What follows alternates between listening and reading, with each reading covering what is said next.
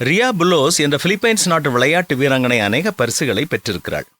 3 தங்கப் பதக்கங்களை குறிப்பாக அவள் பெற்றிருக்கிறாள்.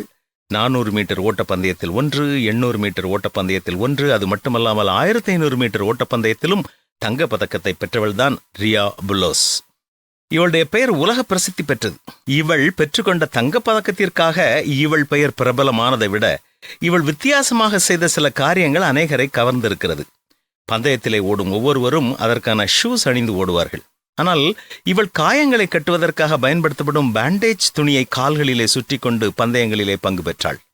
உங்கள் வாழ்க்கையிலும் நீங்கள் வெற்றி பெறுவதற்கான அனைத்து காரியங்களும் உங்களிடத்தில் இருக்கிறது. ஷூஸ் அணிந்து பந்தயத்தில் ஓடுகிறவர்கள் கொண்டிருக்கின்ற குறிக்கோளைப் போல இவளது குறிக்கோள் இல்லை. இவளுடைய குறிக்கோளும் தனக்கு கிடைக்கும் எல்லா வாய்ப்புகளையும் பயன்படுத்திக் கொள்ள வேண்டும் என்பதாகவே இருந்தது. நம்மில் பலர் பார்வையாளர்கள் என்ன சொல்லுவார்கள், நம்மோடு வாழ்க்கை பந்தயத்தில் ஓடுபவர்கள் நம்மை குறித்து என்ன சொல்லுவார்கள் என்பதை குறித்துத்தான் அதிகமாக நாம் சிந்திக்கிறோம். இவ்வாறு செய்வதால் நாம் பல நல்ல வாய்ப்புகளை இழந்து போகிறோம் என்பதுதான் உறுதி. மற்றவர்களை குறித்து சிந்தனை செய்து கொண்டு இல்லாமல் அடுத்து நமக்கு என்ன வாய்ப்பு கிடைக்கப் போகிறது என்பதிலேயே நாம் கருத்துள்ளவர்களாக வாழ்வோம் என்றால் நாமும் பல வெற்றிகளை, பல சாதனைகளை நம்முடைய வாழ்க்கையிலே செய்து முடிக்க முடியும்.